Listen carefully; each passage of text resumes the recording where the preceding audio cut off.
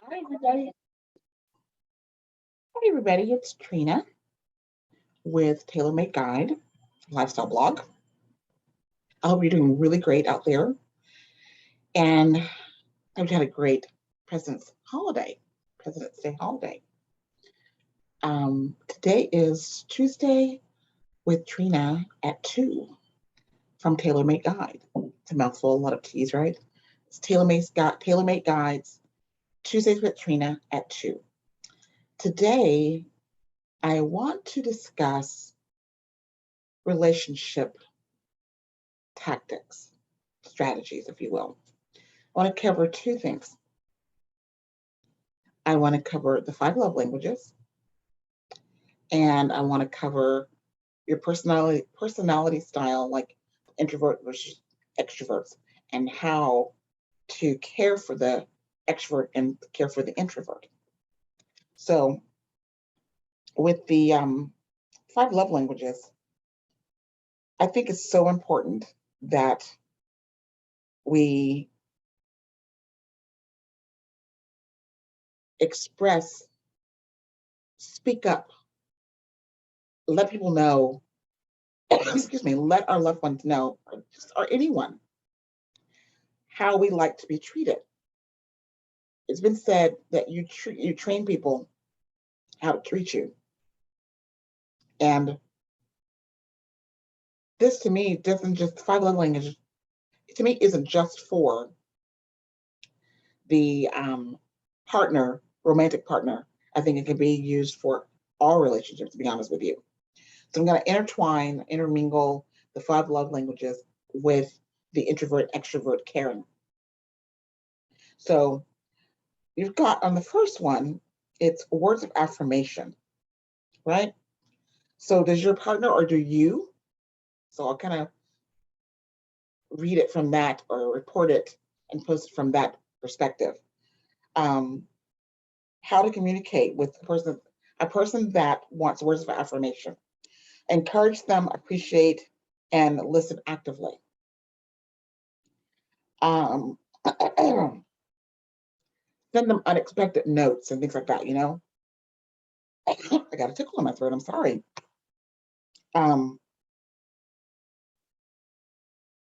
What you want to avoid is not recognizing or appreciating their efforts. So, how to communicate, encourage, affirm, appreciate, and listen actively. Actively is key there. Um, Actions to take: send an unexpected note, text, or card. And then things to avoid: not recognizing or appreciating their efforts. The next one is physical touch.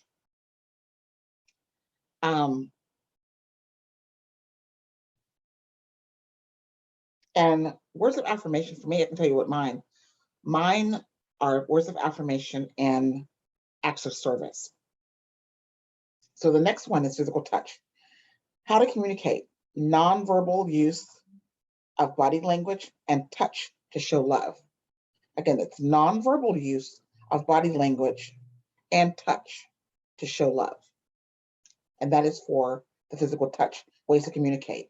Actions to take: they love kisses and hugs and cuddling. So I first want to ask your loved ones what it is that they want. And I believe in giving people exactly what they want, love them how they want to be loved. And if you can't do that, that's okay. You may have to move on and go to someplace else, right? But when someone verbalizes and tells you what you want, what they want, and the golden rule should apply in everything in life, in my opinion. Give what you want back, right? So I think that if we all stopped a minute and just still and we approach things from that angle, we would see that our relationships might be a little bit different and better, right? So things to avoid for the person that loves physical touch: physical neglect or abuse. They want to be touched, but not neglected or abused. Okay. The next love language is receiving gifts. And the communication style is Thoughtfulness, make your spouse a priority.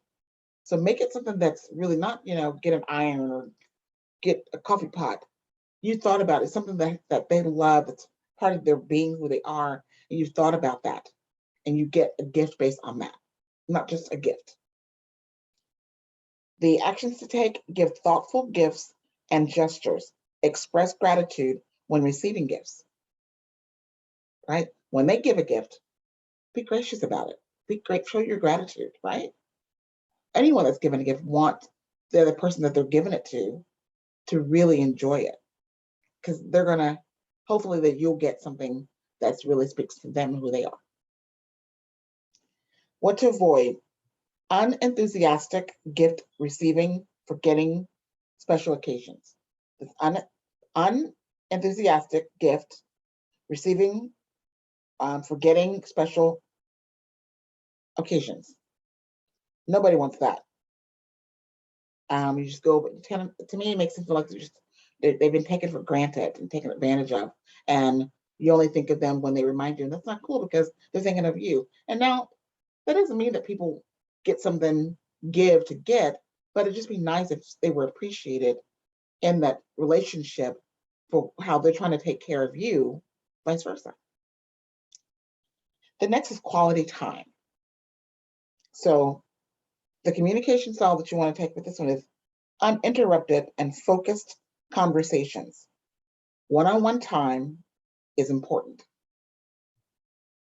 Actions to take: create special moments, take walks, and do small things with your partner, family member, loved one, what have you. What to avoid: distractions when spending time together, long time without a one-on-one time. That's, if they tell you, if you ask, you inquire in your conversation with your partner, and they're giving you the list, you're asking, it'd be really great if you all would take the 5 love languages together and do it often, because sometimes we change, you know? So the last one is acts of service, which is one of mine. And the communication style is let them know you are wanting to help to lighten their load. That means the world to me. Participate in our life together. Show me that you're in this, you're present in our relationship. Help out with things. Don't just leave it all to me to do everything. That's frustrating. And my thing is when someone does that to you, they leave it all up to you, you make the decision, then they're upset with the decision, and then there becomes a whole big thing. So, communicate.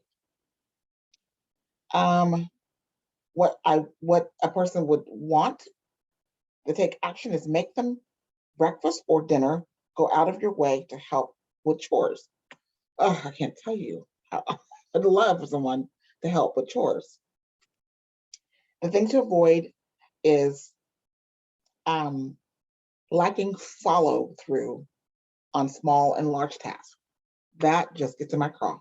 When you do not follow through, finish up something or ask, whew, I tell you, if you're telling me, I really don't care. And if that's not what you're trying to convey, then I listen a little bit, pay attention, right? So those are the 5. I hope you got, something from that.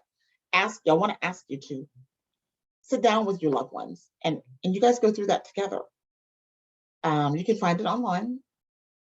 But I think it would be really helpful in relationships if people would do that, no matter what the relationship is. So if you got your kids, find out what theirs is, but taking the time to figure it out. There's a test you could take that will help you identify which one you are. And then from there, it kind of goes, you can go and find how to love, what to avoid, things like that, right? So the next thing I want to talk about is your personality style. You're an introvert or an extrovert. And sometimes people are a little bit of both, but for the most part, we fall into one of the other categories. For me, I'm an introvert. However, an introvert doesn't mean necessarily shy. It just means you're very internal, inward person, that you like to be alone with your thoughts. You analyze things. You really sit with the moment and sit with your thoughts to figure things out, right? And that's what I mean. A lot of people think you're no introvert. I really am an introvert, but it doesn't mean that I'm shy. So how to care for an extrovert. Number one, respect their independence. For introvert, respect their need for privacy.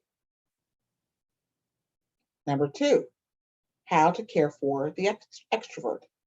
Compliment them in the company of others. Number two, for introverts, never embarrass them in public. It's really big, it's huge. Number three, for extroverts, accept and encourage their enthusiasm. Number three, for introvert, let them observe first in new situations. That's so me. I need to sit back and take it all in first. Before I speak, say anything, react, what have you. I need time to process things. Number four, for the extroverts, allow them to explore and talk things out. That's important. They need to talk it out, get it out. Number four, for the introvert, give them time to think. Don't demand instant answers. Again, for me as an introvert, I am more of a scientist type of, I need time to gather everything to make sure my ducks are all in a row. I want to make sure that I'm covering everything I need to so that I'm accurate and I do justice to the conversation the person that I'm with and whatever it is that I'm doing. Number five, how to take care of your extrovert. Thoroughly surprise them. Thoughtfully surprise them. Put some thought into the things that you're doing for them. Don't just, like I said before earlier in the 5 love languages, make sure it's something that's thoughtful, that's them, that's meaningful. You've thought about it, put the time in. And the same thing when caring for an extrovert, thoughtfully surprise them. And 5, for the introvert, don't interrupt them. Number 6, for how to care for an extrovert, understand when they are busy. Number 6, for how to care for an introvert, give them advance notice of expected changes in their lives. I know some people might think that seems like you're just not spontaneous. Everything doesn't have to be spontaneous. And I'm okay with having an extrovert where we balance one another out. I'm okay with that. But I do need time. And just from the hip, just get them going. No, I got to get this done. I got to get this done. I can't just move and go. I just not who I am. And I need someone to respect that. Number 7 of how to care for an extrovert. Let them dive right in. Just let them go. Let them do what they do, where they feel the best about themselves. It could be of knowledge, of skill, of experiences. Let them go, right? Number 7, and how to care for an introvert. Give them 15-minute warnings to finish whatever they are doing. Yes, I would love a warning to know that I'm coming to the end of an experience, a timed something, what have you. That would be wonderful. I would love that. Number 8, for how to care for an introvert. Offer them options. Because they're all over the place and they like various things. Not to say that introverts don't, but an extrovert will express it more, will go out there. They're more, to me, they tend to be a bit more spontaneous, right?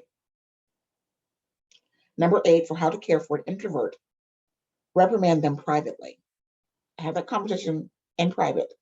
Do not call me out in front of people. It kind of goes back to don't embarrass them in public. Number 9, for how to care for an extrovert. Make physical and verbal gestures of affection. They love that. And they're probably going to be one of those who really likes five love language is touch. Number 9 for how to care for an introvert. Teach them new skills privately. We want to learn, we don't want to like a fool. And if you do that in private, or we can really get it and learn it, we'd really appreciate that. Number 10 for how to care for an extrovert. Let them shine. That's when they are in their element. And they need someone that's going to be okay with that and not feel insecure because their light is beaming and they're shining, right? Number 10 for how to care for an introvert. Enable them to find one best friend who has similar interests and abilities. Now, the introvert has 2 additional, whereas the extrovert does not. And I think it's because they are a bit more inward and they tend to be a bit more reserved and thinking before they speak or act. But 11 and 12 for how to care for an introvert is don't push them to make lots of friends. I do have a close circle. I find I don't need lots and lots of people. I like important things, the people around me to really need something because they bring to the table, we're bouncing off one another. I don't need a lot of friends to be the center of attention. Don't need it. And number 12, respect their introversion. Don't try to make them extroverts. So, with all of that being said, I want to say, find out who you are and those who you love, friends and family, work, what have you. Show them how to treat you, and you learn how to treat them and how they want to be treated. I hope you have enjoyed this. I have enjoyed bringing this to you. Go and love great and good and all that goodness that the universe has to give to you. Have a great evening.